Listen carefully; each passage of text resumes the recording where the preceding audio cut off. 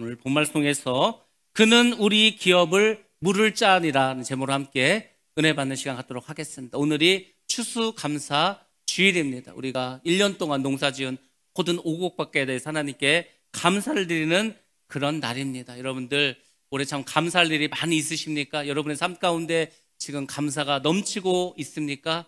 많은 분들이 아멘, 아멘입니다. 여러분들 환경은 어렵지만은 감사할 조건은 많이 있습니다. 어떤 목사님이 성도를 모아놓고 종이를 나눠줬습니다. 그리고 이야기했습니다. 여러분들의 기도 제목을 써서 내시기 바랍니다.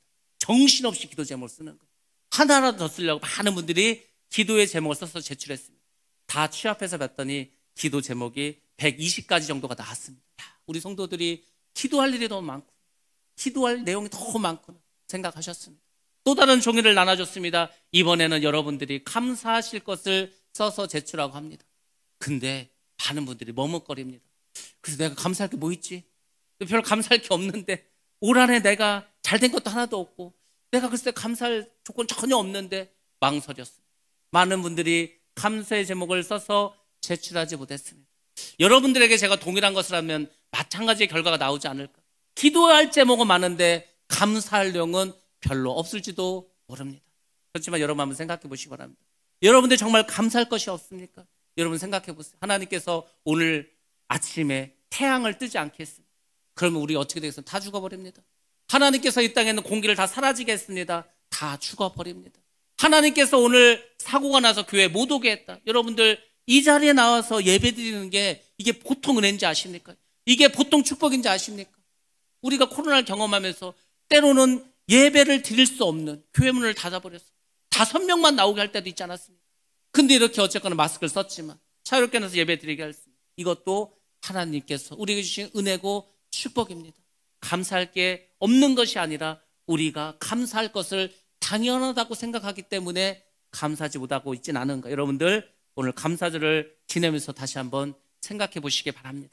감사할 게 많은데 내가 감사한다. 그것은 하나님과 별로 상관이 없습니다. 진정한 감사는 다른 사람 볼 때는 별로 감사할 것이 없지만 그래도 감사하는 마음을 주셔서 감사하는 것, 그것이 하나님이 주시는 감사고 그것이 하나님께서 우리에게 주시는 은혜인 줄로 믿습니다. 개신교회는 크게 3개의 큰 절기가 있습니다. 우리가 잘 아는 것처럼 성탄절이 있고 부활절이 있습니다. 그리고 추수감사절이 있습니다.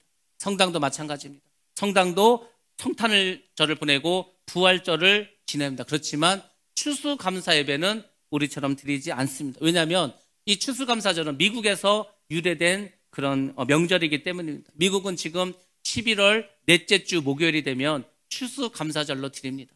목요일 날 추수감사절로 드리고 금요일과 토요일과 일요일을 연휴로 보냅니다. 그래서 미국 사람들은 성탄절보다 추수감사절을 훨씬 더 큰 명절로 보냅니다. 우리나라도 추석 연휴가 훨씬 길지 않습니까? 그래서 이 추수감사절이 되면 멀리 떨어져 있던 가족들이 단자리에 모입니다.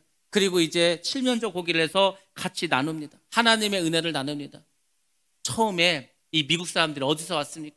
유럽에서 종교의 자리를 찾아서 그 청교도들이 메이플라워를 타고 미국 땅으로 들어갔습니다. 그것을 갔는데 이 사람들이 먹을 게 있습니까? 배 타고 오면서 많은 사람들이 병들어 죽어버렸습니다. 풍토병으로 죽어버렸습니다. 추운 겨울을 맞이했습니다. 그리고 먹을 것이 없었습니다. 근데 인디언들이 도와줘서 옥수수를 심었습니다. 그 옥수수를 가지고 열매를 하나님께 드리면서 추수감사절이 시작되었습니다. 물론 우리나라에도 이 동아시아 중국과 일본에도 우리 중추절이라고 해서 가을이 되면은 이제 제사를 지냅니다. 근데 그 중추절 추석과 이 추수감사절 차이가 있다면 추석은 열매를 다 풍성히 얻어서 그렇게 해서 제사 지내는 것이 아니고 풍성한 열매를 기원하면서 제사를 지냅니다. 우리가 추석을 한 달 전에 지내지 않았습니까? 한 달 전에 우리가 열매가 많았습니까? 그때는 열매가 익어가는 때지 추수할 때가 아닙니다. 그냥 더 많은 열매를 달라는 기원의 제사였습니다. 근데 추수감사는 모든 열매를 다 거둔 다음에 그 열매에 대해서 하나님께 예배드리고 감사하는 그런 절기입니다. 물론 여러분들 이제 뭐 농사를 우리가 짓는 사람이 많지 않지만은 1년 소출이 다 이제 정리가 되어 가고 있습니다. 올해 돌아볼 때 내가 올해 별로 소출이 별로 없는데 올해 별로 이렇게 농사져서 얻은 게 많지 않은데 그럴 수도 있습니다. 내가 올해는 참 물질적으로 힘들었는데 내가 올해는 건강도 힘들었는데 마음도 힘들었는데 뭐 여러분들이 그럴 수도 있습니다. 그렇지만 우리가 풍성한 그런 열매를 많이 얻었다. 아니면 작은 열매만 얻었던 우리는 하나님께 동일하게 감사해야 할 줄로 믿습니다.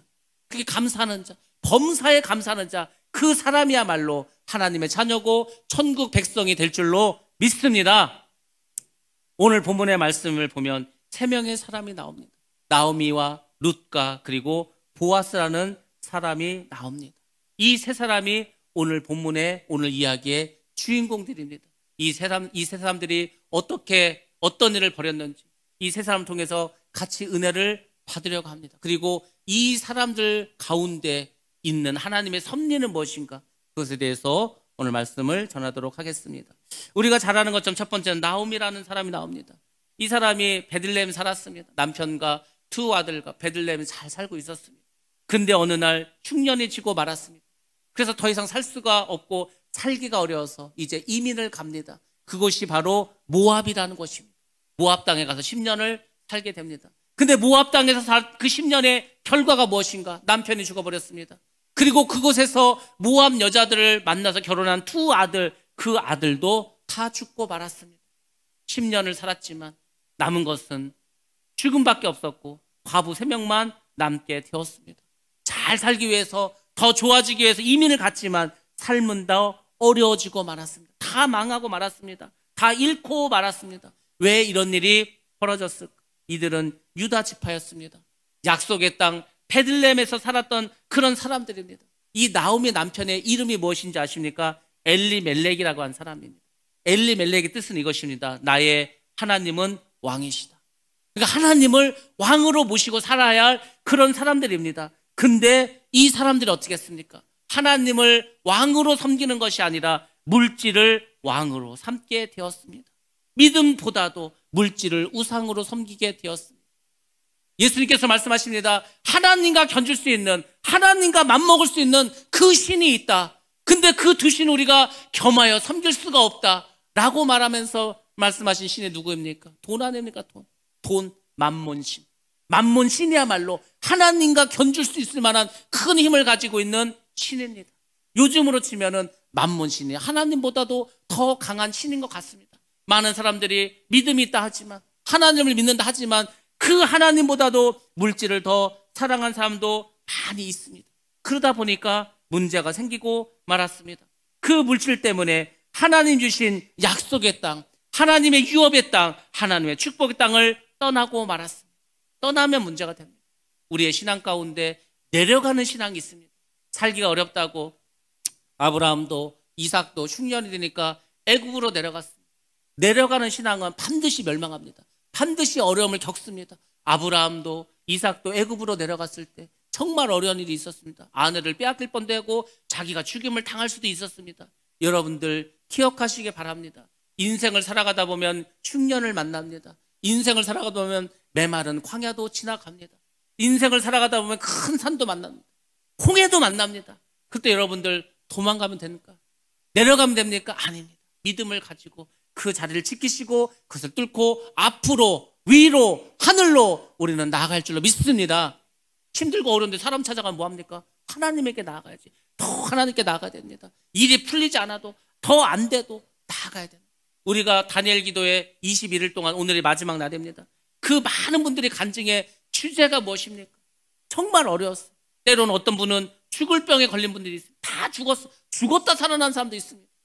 정말 어려운 병에 걸린 분도 있습니다. 집이 다 망한 분도 있습니다. 사랑하는 아들이 세상에 어렸을 때 젓가락을 콘센트에 집어넣어가지고 감전이 돼가지고 다 죽게 생기고 너무나 많은 일을 경험하지 않았습니다. 그 어려운 가운데서도 하나님을 바라봤다. 그 힘든 가운데도 하나님의 역사하심을 믿었다는 것입니다. 그것으로 인해서 그들은 간증의 주인공이 되었습니다. 여러분들 지금 어렵더라도, 지금 한참 광야길에 있다 하더라도, 지금 환난과 고통 가운데 있다 하더라도 여러분들 이 자리를 지키시고 기도하시고 인내하시고 여러분의 믿음의 근육을 키우시고 여러분의 믿음의 맷집을 키우시면 반드시 하나님은 역사하시고 찾아오실 줄로 믿습니다. 그게 간증의 주인공이 되는 겁니다. 그것이 축복의 사람이 되는 것입니다. 힘들고 어렵다고 자기가 지켜야 될 그 땅을 버리고 그 자리를 떠나버리면 반드시 마귀의 밥이 될 수밖에 없습니다. 마귀의 밥이 되는 겁니다. 마귀는 늘 사람들을 바라보는 거예요. 마귀는 쉬지 않습니다. 마귀는 힘이 있습니다. 마귀는 우리 주변에 있습니다. 언제든지 우리를 공격합니다. 언제든지 우리를 넘어뜨리려고 늘 마귀는 우리 주변을 서성이고 있습니다. 어떻게 하실 겁니까? 여러분들 마귀가 주변에 있다면 여러분들 그 마귀를 이겨야 될 거 아닙니까? 무엇으로 이깁니까? 하나님을 바라보셔야 됩니다. 하나님만 의지하셔야 됩니다. 말씀에 순종하시기 바랍니다. 그러면 하나님께서 여러분들 이길 수 있는 힘을 주시고 은혜를 주시고 복을 내려 주실 줄로 믿습니다. 경제적으로 참 어려운 때를 우리가 보내고 있습니다. 이 사람들이 가나안을 떠나서 간 곳이 어디입니까? 모압 땅 아닙니까? 모압 땅에는 누구를 섬깁니까? 모압 사람들이 하나님을 섬깁니까? 모압 사람들은 바알을 섬깁니다. 경제의 신이고 물질의 신입니다. 그러니까 더 어려움을 겪을 수밖에 없습니다. 지금 이 세상 말세가 되었습니다. 말세에 이르리니 사람들이 돈을 사랑한다고 합니다. 지금 많은 사람들이 돈을 얼마나 사랑하는지 모릅니다. 우리나라가 IMF를 겪었습니다. 그리고 지금 코로나를 겪고 있습니다. 결과가 무엇입니까? 빈부의 차가 훨씬 더 커집니다. 빈부의 차가 커졌다는 얘기는 뭐냐면 돈을 가진 사람과 없는 사람들의 차이가 다 커져버렸어. 그럼 사람들이 어디에 더 관심을 갖겠습니까? 오직 돈에만 관심인 거예요. 내가 돈 벌지 못하면, 내가 성공하지 못하면 나는 이제 나락으로 떨어진다. 중산층이 없어지는 거예요. IMF든 코로나든 결국은 중산층이 사라지는 겁니다. 그 중산층이 많아야 건강한 나라가 되는데 중산층이 사라져 버리는 거예요. 그런 나라가 되어버렸습니다. 그럴 때 여러분들 어떻게 하셔야 됩니까? 더 믿음으로 나아가야 되는 거예요. 더 주님을 바라보시는 겁니다. 하나님께서 원하시는 게 무엇인가를 끝까지 기다리면서 인내하면서 참으면서 견디면서 이기면 하나님은 여러분과 여러분의 가정을 축복해 주시고 여러분의 자녀까지 은혜 충만 성령 충만케 해 주실 줄로 믿습니다. 우리나라에 이런 분들이 참 많았습니다. 정말 많았어요. 한국이 왜 잘 사는지 아십니까? 교육을 잘 받아서 열심히 살아서 물론 그것도 있죠. 근데 그건 한계가 있습니다. 뒤에서 2등해서 뒤에서 2등. 한국이 60년대에 제일 못 사는 뒤에서 2등 했다니까. 지금은 한국은 다 10등 안에 듭니다. 어지간하면 7등, 8등이 어떤 건 1, 2등도 합니다. 이런 나라가 전 세계에 있는지 아십니까? 왜 이렇게 된지 아십니까? 하나님이 함께 하셨기 때문에. 하나님 역사하시기 때문입니다. 그래서 많은 기업가 중에 예수를 믿고 예수를 똑바로 믿어서 은혜 받고 그래서 가정이 부유해지고 하나님의 일을 감당한 분이 얼마나 많이 있는지 모릅니다. 그런 분들이 많이 있지만 제가 한 가정만 소개해 드리도록 하겠습니다. 이 분은 한국에 많은 믿음의 사람이 있는데 정말 당대에도 복을 받고 후손도 자녀도 다 복을 받았습니다. 많은 재벌 2세, 3세들이 마약을 하고 문제를 일으키지 않습니까? 근데 이 자녀들은 그렇지도 않아요. 다 믿음으로 살았기 때문에 돈뿐만 아니라 믿음도 내려줬기 때문에 그 자녀들은 더 잘 됐습니다. 성실하게 살고 사회에 봉사하고 살고 헌신적인 삶을 살고 교회와 사회에 도움이 되는 그런 삶을 살아가고 있습니다. 그 대표적인 기업이 대성그룹이라는 곳입니다. 우리가 광고에 보면 대성셀틱이라고 하는 보일러를 파는 회사입니다. 이 회사를 만든 분이 김수근이라는 그런 회장님이십니다. 이분이 어린 나이부터 고생을 많이 했습니다. 아버지가 일찍 돌아가셨어요. 어머니가 있고 어린 남동생이 2명이 있습니다. 10살의 나이에 이제 소년 가장이 되었어요. 10살짜리가 뭘 할 수 있겠습니까? 그래서 새벽에 일어나서 신문을 돌립니다. 신문을 돌려서 그 돈을 가지고 이제 엄마와 풍생하고 먹고 살아갑니다. 10살짜리가. 지금 10살짜리 보고 그렇게 하라면 누가 하겠습니까? 20살짜리도 안 합니다. 30살짜리도 안 할 수도 있어요. 10살짜리가 그렇게 했다는 겁니다. 너무 사는 게 힘들어요. 너무 어렵습니다. 정말 죽고 싶을 만큼 힘들 때가 있었다고 그렇게 이야기합니다. 그 와중에 공부를 해서 이제 상고에 진학을 합니다. 근데 더 이상 공부를 할 수가 없어요. 돈이 없어서 학교를 다닐 수가 없습니다. 그래서 취직을 하게 되었습니다. 석탄회사에 들어가서 이분이 이제 대구에 사셨는데 대구에 있는 그 석탄회사에 들어갑니다. 거기 사원이 됐습니다. 그래서 거기에서 이제 일을 하게 됩니다. 일을 하다 보니까 그 회사 건너편에 교회가 있는 거예요. 저 교회는 과연 무엇이 있을까? 그 교회 새벽 종소리가 땡그랑 땡그랑 치면 그 마음속에서 교회에 가고 싶은 생각이 있는 거예요. 그래서 이 어린 이 청년이 된 이제 그 회장님은 교회를 갑니다. 3개월 동안 새벽 예배를 다니면서 은혜를 받았어. 아, 내 인생을 어떻게 살아야 되는가? 이 세상은 내 것이 아니구나. 돈이 내 것이 아니구나. 돈은 하나님이 주시는 거구나. 모든 것은 하나님의 것이구나. 그 생각을 했어요. 그래서 내가 회사를 한다면, 내가 사장이 된다면, 내가 기업을 한다면 나는 이렇게 해야 되겠다. 그래서 그분이 마음속으로 이제 모토로 삼는 것이 있습니다. 기업은 내 소유가 아니라 하나님의 것이다. 이런 청지기 정신을 가지고 기업을 일구기 시작했습니다. 어차피 모든 일은 하나님이 하신다.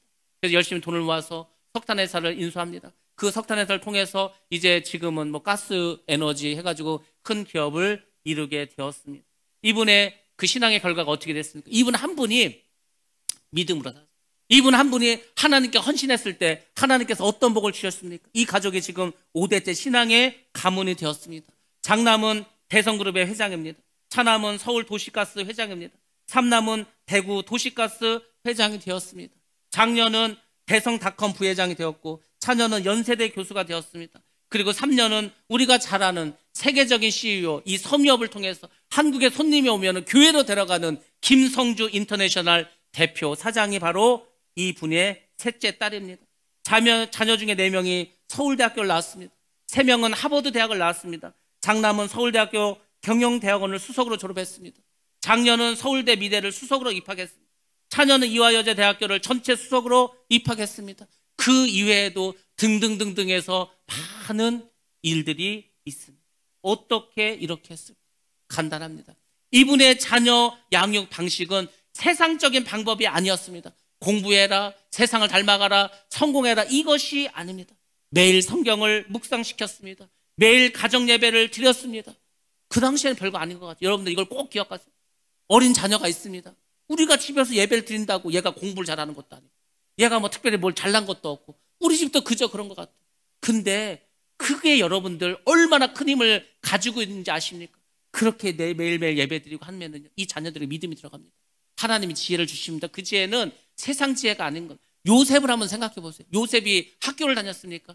요셉은 한창 공부할 청소년 시기에 종로로 됐습니다. 청년 시기에 감옥에 있었습니다. 제대로 배운 게 없어요. 교육받은 게 없어요. 그 당시에 애굽에 공부 잘하는 그 귀족의 자녀들이 얼마나 많았겠습니까? 그 왕족 중에 얼마나 그 어릴 때부터 세상의 모든 지식을 그 가진 사람들 얼마나 많았겠어요. 근데 하나님은 아무것도 학교 한번 다니지 않은 그 요셉을 총리로 세웠습니다. 여러분들 가정에서 예배를 드리고 자녀들과 예배 드리기 바랍니다. 자녀들에게 말씀으로 양육시키시기 바랍니다. 지금은 아무것도 아닌 것 같아요. 지금은 별것 아닌 것 같습니다. 그렇지만 그 자녀가 20대가 되고 30대가 되면은 놀라운 하나님의 종으로, 하나님의 일꾼으로, 하나님의 사명자로 쓰임 받을 줄로 믿습니다. 이 가정이 이런 가정이에요. 물질적으로도 복을 받고 자녀들 역시 믿음의 사람으로 다 성장했습니다. 믿음은 하나의 그 미라를 통해서 큰 열매를 맺게 됩니다. 한 사람, 그 한 사람을 해서 얼마나 놀라운 일이 벌어진지 아십니까? 다니엘 기도를 통해서 우리가 들었던 것이 그거 아닙니까? 그 한 사람이 하나님께 헌신했어요. 그 한 사람이 힘들고 어렵지만 끝까지 주님을 바라봤습니다. 끝까지 주님께 영광 돌렸습니다. 그랬더니 하나님이 상상하지도 못한 하나님의 복을 주시면 째째하게 주지 않습니다. 째째한 복을 주지 않아요. 그냥 내가 100만 원 벌었는데 200만 원 벌게 그렇게 하지 않습니다. 1000만 원 1억 상상을 초월합니다. 물질적인 복만이 아닙니다. 하나님께서 우리에게 믿음의 복도 주십니다. 우리가 옛날에는 내가 이런 사람이 아니었어. 옛날엔 내 마음대로 살았어. 옛날엔 내 생각대로 했었습니다. 인간적인 방법을 생각하고 사람을 의지하고 늘 그렇게 살아갔어. 근데 하나님을 똑바로 바라보면 그게 다 소용없다는 것을 알게 됩니다. 그냥 앉아서 기도만 하는 거예요. 우리가 기도할 때 하나님은 일하실 줄로 믿습니다.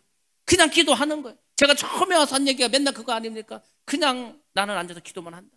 나는 앉아서 기도하면 일은 하나님이 하시는 거예요. 내가 굳이 나서서 하지 않아도 됩니다. 내가 굳이 사람 만날 필요도 없습니다. 내가 굳이 나가서 이렇게 저렇게 뛰어다닐 필요도 없습니다. 기도하면 하나님의 때가 되면 하나님께서 역사하십니다. 그건 내가 한 일보다 훨씬 더 큰 일을 할 수 있는 거예요. 성경이 이걸 보여주고 있지 않습니까? 성경에 많은 믿음의 선조들이 그것을 간증하고 있지 않습니까? 많은 믿음의 우리 선배들이 그런 삶을 살지 않았습니까? 우리는 어떻게 해야 되겠어요? 우리는 그분들이 살아갔던 거, 그분들이 그 힘들고 어려운, 때로는 일제시대 때 신사참배로 감옥 가고, 때로는 공산당의 그 위기 속에서도, 때로는 예수를 믿는다고 해서 가정에서 핍박받는 것을 다 이기고, 그 며느리로 가가지고 믿지 않는 집에 가서 제사 안 지난 데서 얼마나 핍박당하고, 그런 분들 많습니까? 그런 분들 눈물, 기도, 그것이 오늘의 우리를 만들 줄로 믿습니다. 근데 그 성령의 역사가 한국에서 많이 떠나갔습니다. 그 믿음의 역사가 한국에서 많이 사라지고, 저는 그것이 마음이 아픕니다. 왜 우리가 더 믿음이 좋아지고 더 믿음이 견고해지고 더 많은 사람이 믿을 수 있었는데, 우리나라에 4분의 1이 기독교인이라고 했었는데 25%의 기독교인이 더 열심히 했으면 지금 우리는 50%가 예수를 믿는 그런 나라가 될 수도 있었어요. 점점 예수 믿는 사람이 사라지고 있어요. 그래서 여러분들 여러분들의 믿음의 호주가 되시고 여러분들의 믿음의 씨앗이 되시기 바랍니다. 그래 여러분들이 이제 믿음의 가정, 복된 가정을 이룰 수가 있습니다. 나오미는 가정, 이 축복의 땅 베들레헴을 떠나고 그곳에서 모압 땅에서 많은 어려움을 겪고 말았습니다. 그리고 이제 나오미는 고향으로 돌아옵니다. 그리고 고향 사람들에게, 친척들에게, 동네 사람들에게 이렇게 얘기합니다. 나를 더 이상 나오미라고 부르지 마라. 나를 마라라고 부르라. 나오미가 무슨 뜻입니까? 사랑받는 자. 예루살렘에 있을 때는 사랑받는 자였습니다. 근데 모압 땅에 갔을 때 이 여인은 마라, 괴로운 자, 쓰라린 자로 변화되고 말았습니다. 극도의 고통이 있었습니다. 남편이 죽었습니다. 두 아들이 죽어버렸습니다. 정신적으로 얼마나 힘들었겠습니까? 과부가 되었습니다. 구제의 대상이 되고 말았습니다. 모든 것을 잃어버렸습니다. 재산도 잃어버리고 자녀도 잃어버리고 남편도 잃어버렸습니다. 근데 나오미가 딱 하나 잘한 게 있습니다. 이것 때문에 성경에 나올 수가 있었습니다. 그것은 무엇입니까? 바로 고향으로 돌아왔다는 겁니다. 여호와께로 돌아왔다는 것입니다. 여러분들 지금 상황이 어떠다 하더라도 가장 중요한 것은 주님께 돌아오시면 됩니다. 아버지께 나오시면 됩니다. 기도의 자리로 나오시면 됩니다. 그러면 하나님께서 약속하신 모든 것들 여러분들에게 채워주실 줄로 믿습니다. 나오미는 주님께 돌아오므로, 자기 고향을 돌아오므로 이 하나님의 섭리의 주인공이 되었습니다. 두 번째입니다. 이제 룻이라고 하는 여인입니다. 이방 여인이었습니다. 젊은 나이에 과부가 되었습니다. 이제 홀 시어머니 그리고 동서는 이제 떠나갔습니다. 시어머니가 말합니다. 이제 너는 나이도 젊고 하니까 네 삶을 살아라. 나는 내 고향으로 돌아가겠다. 그때 룻이 어떻게 했습니까? 자기도 따라가겠다는 겁니다. 나오미를 따라서 하나님이 계시는 그 이스라엘로 가겠다는 겁니다. 룻이라고 하는 이방 여인이 보잘것없는, 아무 힘도 없는, 능력도 없는 이 여인이 어떻게 성경에 나왔을까? 룻기라고 하는 성경의 이름이 이제 새겨지게 되었을까? 딱 하나입니다. 시어머니를 따라갔다는 겁니다. 여러분들 복 받는 비결이 뭔지 아십니까? 복 있는 사람을 따라가면 됩니다. 여러분 주변에서 술 먹고 사고치고 맨날 방탕한 사람, 그 사람 따라가면 여러분 같이 망합니다. 같이 방탕합니다. 같이 그냥 나락으로 떨어집니다. 복 있는 사람이 있습니다. 기도하고 말씀대로 살아가고 순종하고 주님을 정말 마음 깊이 믿는 그 복 있는 사람, 그 사람을 따라가면 여러분들 복 받을 줄로 믿습니다. 그래서 복 있는 자는 복된 자리에 앉게 되어 있는, 오만한 자리에 앉지 않습니다. 복 있는 자는 항상 복 있는 사람을 따라가면 됩니다. 우리에게 복을 주시는 하나님, 우리에게 생명을 주신 그 주님을 따라가면 여러분에게도 풍성한 복이 임할 줄로 믿습니다. 이 룻이 시어머니를 따라서 베들레헴으로 돌아왔습니다. 그리고 이제 추수철이 되었습니다. 먹을 것이 없으니까 과부들에게는 이삭을 주울 수 있는 특권이 있습니다. 그래서 이제 이삭을 주러 갔습니다. 근데 많은 이삭을 줍게 되었습니다. 오늘 제가 왜 그는 우리 기업을 물을 자이다라고 제목을 정하고 왜 본문 말씀을 추수감사절인데 추수감사절에 룻기를 설교하는 건 쉽지 않습니다. 근데 하나님께서 저에게 이 마음을 주시는 거예요. 너희들 올해 참 힘들었다. 너희들 참 올해 많이 고생했다. 너희들 올해 참 마음고생 많이 했다. 근데 감사할 게 없을 것 같고 열매가 없을 것 같지만 그래도 너에게는 이삭. 여러분들 이삭 죽게 하시기 바랍니다. 하나님께서 올해는 우리에게 이삭이라고 하는 그런 축복을 주셨습니다. 바로 룻이 아무것도 없지만 그 이삭을 주러 그 보아스의 밭에 들어가지 않았습니다. 여러분들 보아스는 우리 주님을 말합니다. 주님이 있는 이 교회에 오셔서 여러분들 이삭 죽게 하시기 바랍니다. 그 이삭이 열매를 맺으면 30배, 60배, 100배, 1000배, 만배의 큰 열매를 받는 복된 씨앗이 될 줄로 믿습니다. 지금 우리에게 필요한 것이 그겁니다. 풍성하게 뭐가 많이 와야 큰 복을 받은 게 아닙니다. 작은 이삭이지만 그 이삭을 주는 심정을 가지고 하나님께 나아가면 그 사람을 통해서 하나님은 역사해 주십니다. 이삭을 줍는 그 룻에게 보아스가 옵니다. 그리고 보아스는 이제 룻을 배려하고 그에게 많은 이제 일들을 하고 그를 여러 가지 도와줍니다. 우리 룻기서 말씀 한번 보겠습니다. 2장 11절 말씀입니다. 시작. 보아스가 그에게 대답하여 이르되 내 남편이 죽은으로 내가 시어머니에게 행한 모든 것과 내 부모와 고국을 떠나 전에 알지 못하던 백성에게로 온 일이 내게 분명히 알려졌느니라. 아멘. 보아스는 알았습니다. 이 룻이 남편이 죽었습니다. 근데 시어머니를 따라왔습니다. 그리고 그 시어머니를 위해서 열심히 봉양하는 것을 듣게 되었습니다. 룻의 고운 심성도 초심도 알게 되었습니다. 그래서 이제 결국은 그 룻을 자기 아내로 맞이하게 됩니다. 근데 여기에는 하나님의 더 놀라운 섭리가 있습니다. 저는 인생을 살아가면서 신앙생활을 하면서 주의 종의 이 삶을 살아가면서 또 많은 분들의 말씀 들으면서 한 가지 더 깨닫는 게 있습니다. 하나님은 항상 내가 생각하는 것 그 이상이다. 내가 생각하고 상상하는 그 이상의 하나님이다. 하나님은 항상 큰 그림을 그립니다. 우리는 몰라요. 1시간 후에 내일 당장 무슨 일이 벌어질지 아무도 모릅니다. 근데 하나님께서는 몇 년 후에 일어날 일인데 그것을 벌써 준비하시고 일하고 계시는 거예요. 한참 시간이 지나면 알게 됩니다. 하나님은 큰 그림을 그리고 있었습니다. 룻이 단지 이 보아스의 아내가 된 거 거기서 끝나지 않습니다. 두 사람이 결혼을 하게 됩니다. 그리고 자녀를 낳습니다. 그 자녀가 이제 오벳이라고 하는 사람입니다. 오벳이 이세를 낳습니다. 그 이세의 막내 아들이 다윗이 됩니다. 그리고 다윗에게서 우리의 메시아 예수 그리스도가 탄생합니다. 바로 룻이라고 하는 이 이방 여인 과부를 하나님께서는 메시아의 조상의 반열로 올려놓습니다. 수백 년 전에 이 일을 준비하십니다.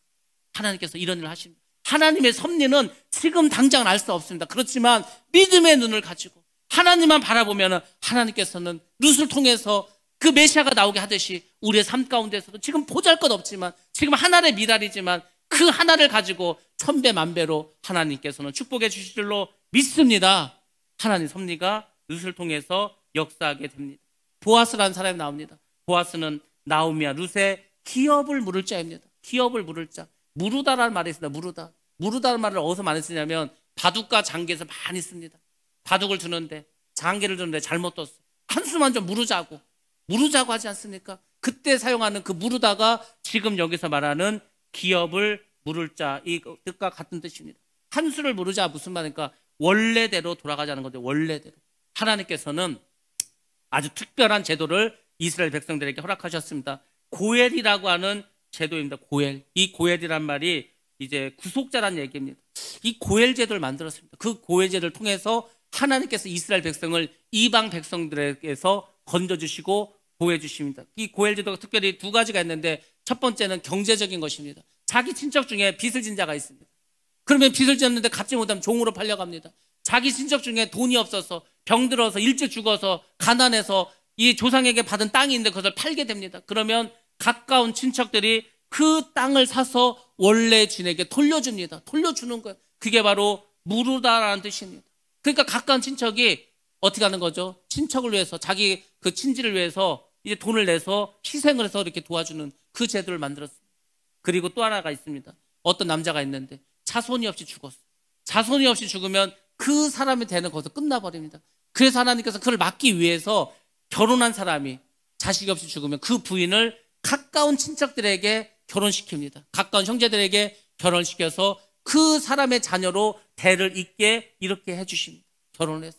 지금 생각하면 말도 안 되는 제도지만 하나님께서는 그 고엘이라고 하는 제도를 통해서 이스라엘을 지켜주십니다. 그리고 혈연 공동체, 이스라엘이라고 하는 그 공동체가 깨지지 않게 하십니다. 서로의 생명을 지키고 재산을 보호해 주십니다. 그래서 2000년 동안 나라가 없었던 그 유대인들이 어떻게 다시 나라를 만들 수 있었을까? 어떻게 종교를 잃어버리지 않고 어떻게 자기 언어를 잃어버리지 않고 다시금 2000년 지났는데 이렇게 나라를 세울 수가 있었을까? 바로 고엘 제도가 있었기 때문입니다. 한번 생각해 보세요. 지금 여러분의 친척 중에 누가 망했습니다. 어려운 일 겪었습니다. 여러분이 여러분의 돈으로 그 사람의 땅을 사주고 그 사람의 집을 원래 사주고 그럴 사람이 어디 있습니까? 이스라엘은 있습니다. 그래서 이스라엘은 지금도 유대인들은 자기 친척 가운데 누가 어려운 가운데 있으면 그 형제를 위해서 돈을 모아서 도와줍니다. 그래서 망하는 사람이 없는 거예요. 그래서 뒤처진 사람이 없어. 다 같이 잘 사는 겁니다. 그런 제도를 하나님께서 주셨고 지금까지도 지키고 있습니다. 이것이 바로 하나님의 놀라운 섭리입니다. 자, 지금 제가 이제 3명을 이야기했습니다. 나오미가 나왔고 그리고 룻이 나왔고 보아스가 나왔습니다. 이것은 사실은 영적인 의미를 가지고 있습니다. 나오미는 누구인가? 나오미는 이스라엘을 상징하는 여인입니다. 이스라엘이 어떻게 했습니까? 죄를 졌습니다. 하나님을 떠났습니다. 나라도 망했습니다. 근데 하나님은 다시 돌아오게 하십니다. 그들에게 땅을 주십니다. 가나안 땅을 주셨습니다. 출애굽했을 때 가나안 땅을 주셨습니다. 2000년 동안 나라가 없었는데 근데 다시 그 땅에 또 땅을 주셔서 이스라엘이라는 나라를 세우게 하셨습니다. 룻이 나옵니다. 룻은 교회를 상징합니다. 예수를 알지 못했던 우리 이방인, 하나님 알지 못한 우리 이방인들이 예수 그리스도를 통해서 하나님의 자녀가 되었습니다. 우리는 다 전에 죄의 종이었습니다. 우리는 모두 다 사망의 권세에서 빠져나올 수가 없었습니다. 다 그 죄 때문에 죽을 수밖에 없는 사람들이었습니다. 근데 우리의 기업을 물을 자가 나오셨습니다. 보아스는 바로 예수 그리스도를 상징합니다. 그분께서 자신을 희생하셨습니다. 그분이 십자가에서 죽으셨습니다. 피 흘리셨습니다. 그 피로 우리를 사셨습니다. 우리를 구속해 주셨습니다. 그래서 우리에게 기업을 이렇게 물러주시고 우리에게 천국이라고 하는 땅을 허락하셨습니다. 예수 그리스도를 통해서 우리가 하나님의 자녀가 되었습니다.